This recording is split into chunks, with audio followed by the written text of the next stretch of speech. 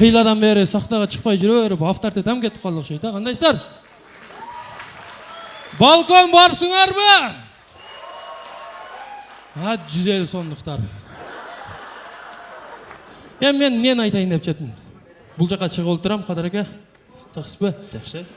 Бир жакшы маалымат айтайын деп. Биз кыргыздар ушунчалык кызыктуу бир билип туруп сурай беребиз го. Ошол тууралуу айтып берейин деп чыктым. Күлдүрөйүн деген деле оюм жок.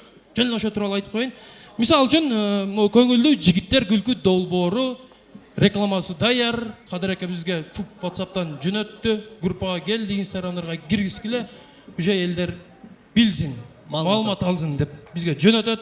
Шуна окусаң 24 декабрь Кыргызстан кинотеатры башталышы 18:00, билет баасы 150 сом, 200 сом деп жазып койгон. Анын аркасына мен номерими 0559 1788 деп туруп, меникин жазып койгон бу киши.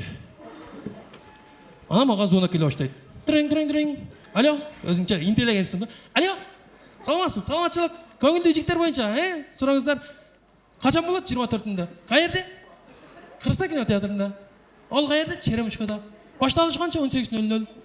Билет баасы 150 сом, 200 сом. Неге 200 сом? 200 сом алдырактан да. Тринг 200 сом. Алло. Саламатсыз, саламатчылык.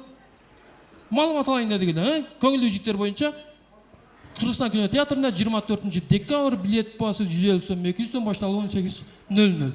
Неге 200 сом? 200 сом алдырактардан дейм. 3-нчү звонок келет. Тринг, алло, саламатсыз, саламатчылык. Сразу айтам мен, саламатчылык.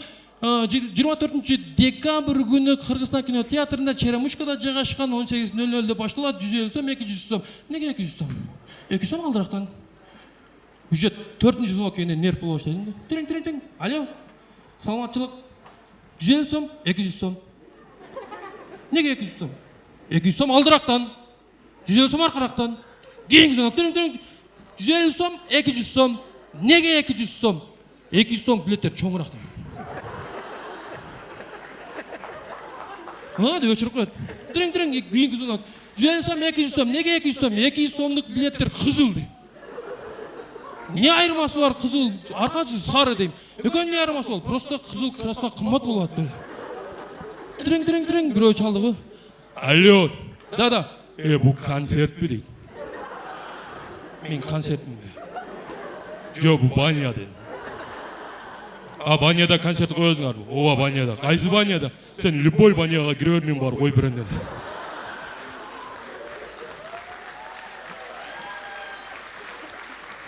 Ең кызыгы мына жерде болду. Бирөө чалды. Саламатсыздар, саламатчылык. 24 декабрда боло турган концертиңер канчасында болот дейт. О, бүтүп калды дедим. Качан бүтү? Кече бүтү. Биз барбадыңарбы? Неге 20? Биз жөн ушундук 24 деп койгонбуз, зеригип. Кадыр ака адашып 24 деп жазып коюптур, күйөрмандар кече кел, бүтүп калды концерттен. Ушундай кызыктар мага чалуулар болуп турат. Анан бирөө чалды дагы. Алло, салам алейкум, алейкум салам. Кыйла сүйлөштүк, айта бердим. Ким болду деле? Калбек сенби дейт. Ооба мен. Кандай жетим дейт го. Көрмөйсүң жүрөм шөрүлө. Садык кана дейт. Көрүнгөн адам менен садык сурай берет. Мен өзүнчө үйлөнүп кеткенден, садык өзүнчө үйлөнүп кеткенден, садык өзүнүн аялы менен жашайт. Мен өзүм аялы менен жашайм. Менен садыкты сурабагылачы, Как будто садыктын же мен тийип алгам же садыкты алып алгам да. Канча дагы кыска нуска ушул маалыматтарды айтып кетейин. Кийинкиде билеттер, афишалар чыкканда өзүңүздөр жакшылап карап, окуп, канчасында экенин карап туруп анан кийин сразу билет боюнча сураңыздар. Мен ушул жерде сатылат, кассада сатылат дейм. Бир номер Кадыр акеники, бир номер меники. Канча дагы ушул көңүлдүү жигиттер күлкү долбоорубуз өнүгүп, өркүндөй берсин. Чоң рахмат күйөрмандар, биз сиздерди жакшы көрөбүз.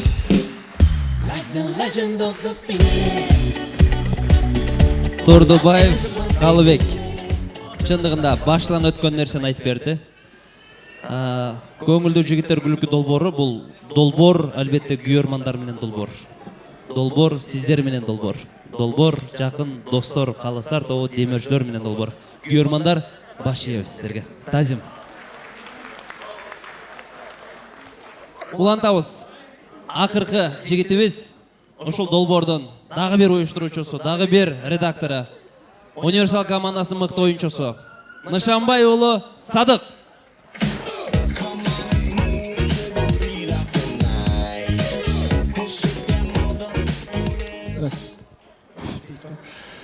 Assalamu alaikum алтындай болгон айымдар, мырзалар, дегеле көңүлдүү жигиттер лигасын көрөм деп келген жалпы күйөрмандар, амансыңарбы, тынчсыңарбы?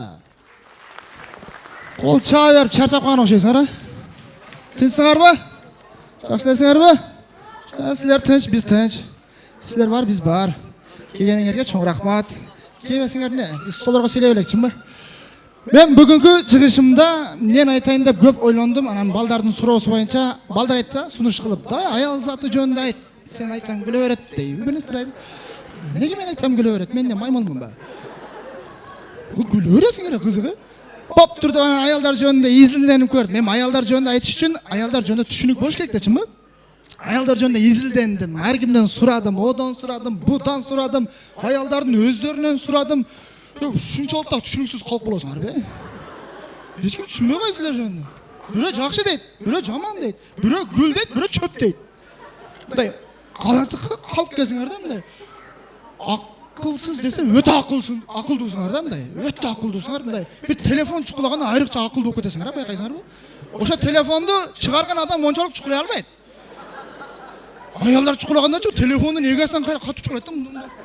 Блэкрокко алып койсоң, ушта ачып бересиңер. WhatsApp'та ачасыңар, Instagram'da ачасыңар, YouTube'ду, Google'ду ачасыңар, оякта кыздар менен сүйлөшпөйсүз го. Чынбы?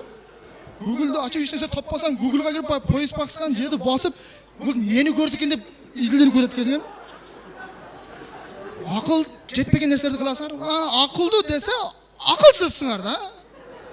98% аялдар мындай өзү билип кийинбейт экен. 98% аял эки нерсеге карап кийинет экен. Же подружкасына, же душманына карап кийинет экен да. Подружкасын көрүп калса, "Сонун кийим алсың, каяктан алдың?" Душманын көрүп калса, "Ой, тирек мына мага, да. Мына калышың бар экен, опересин" дейт. Опересин ушундан чыккан да. Чында акылсыз нерселер кыла бересиңер да. Подружкасы кийинип келсе, "О, сонун кийимсиң, каерден, канча сомго алдың?" 8000 сом. 8000 сом кымбат экен, а? Душманы кийинип алса, "Каерден алдың?" Паланчаны. "Канча сом алдың?" 8000 сом. Арзан го дейт. Бул 8000 алса кымбат, бул 8000 алса арзан экен. Эч түшүнө албай койдум. Силер жөнүндө изилденип интернетке кирдим. Аял заты жөнүндө түшүнүк деген бир европалык бир акылдуу профессор бир китеп жазыптыр. Ал китеп 165 беттен турат экен. Эң кызыгы ичин ачсаң, пустой экен, эч бир жазылбапты. Ошондой акылдуу, окумуштуу профессор силер жөнүндө жаза албаган мен каяка айтам, чоңбу? Силер жөнүндө мен бир нерсе айта алам. Аял киши бул эркек эмес экен.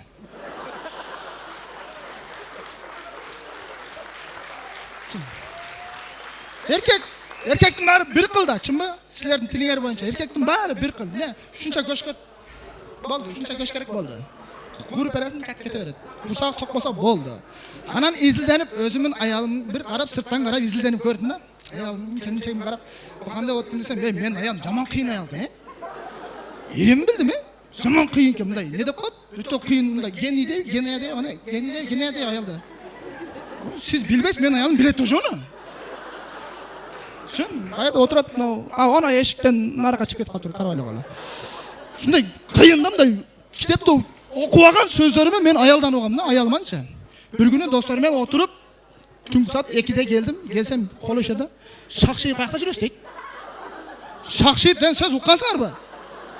Шакшиев не экен деп 3 күн ойлондум, 3 күн ойлонуп. Шакшиев бул кандай экен деп ояка бастым. Анан аялымдан өзүмө сурадым. Базарга кеттик деп, базарга барып адам көп го базарда. Шу арасын, элдердин арасынан кана ким Шакшиев жүрөт дедим. Бирөөнү көрсөттү эле жатып алып келдим, Жана сүрөттө өткөзүм менен койсоң, Шакшиев деген мындай болот экен. Барбы? Шакшиевдин сүрөтүн интернеттен издеп зордум. Мындай Шакшиев экен. Мен көчөдө ушуп жүрөмбү? Айтма. Мен Шакшиев жүргөн жерим жок. Мен досторум менен ашта отуруп, кайра келдим десем, "Пычиев кайерде отурдуңуз?" дейт. Анан ойлондум, Пычиев кандай экен. Пычиев мен мына жөнүн айтып берейин. Энисиге кандайсыз? Мына ошо Пычиев отуруш. Чын. Аялым айтып барам. Qатын dedim, bıçıyı oturuşça ben 100 kilogramdan naroşum gerek. Bıçıyı kanım yok. Köçede jönle жүрдім. Şu jönle ayalдар jönle түшүнүк айтып коюн dedim. Негизи барыбыз аял затын жакшы көрөбүз, айтчымбы? Мен силерди сыйлайм. Рахмат. Садык, ең сонун.